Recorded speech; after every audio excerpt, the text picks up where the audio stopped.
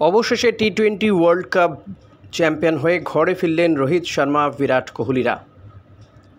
যদিও বার্বাডোসে সাউথ আফ্রিকাকে হারিয়েও তারা ঘরে ফিরতে পারেননি, কারণ সেখানে যে ঘূর্ণিঝড়, সেই ঘূর্ণিঝড়ে হোটেলেই তাদেরকে থাকতে হয়।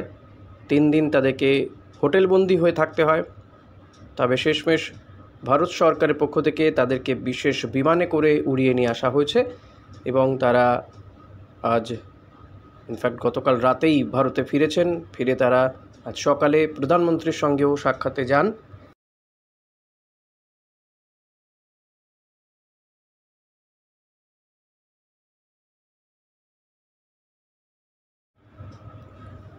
রাহুল দ্রাবিড়, বিরাট কোহলি, জসপ্রীত বুমরাদের সঙ্গে খোশ মেজাজে কথা বলেন প্রধানমন্ত্রী নরেন্দ্র মোদী।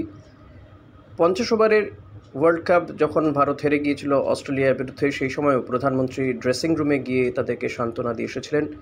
কিন্তু আজকে একেবারে টি-20 ওয়ার্ল্ড কাপ চ্যাম্পিয়ন হওয়ার পরে চ্যাম্পিয়ন্স টিমের সঙ্গে সাক্ষাৎ করলেন। শুধু নয়, তাদের সঙ্গে একেবারে আড্ডার মেজাজে কাটালেন প্রধানমন্ত্রী নরেন্দ্র মোদী। হার্দিক পান্ডিয়া তাদের সঙ্গেও কিন্তু কথা বলেন। আর অতি অবশ্যই সেই ওয়ার্ল্ড কাপ জয়ী যে ক্যাচ নিয়েছিলেন সূর্যকুমার যাদব, তার সঙ্গেও কথা বলেন প্রধানমন্ত্রী নরেন্দ্র মোদী।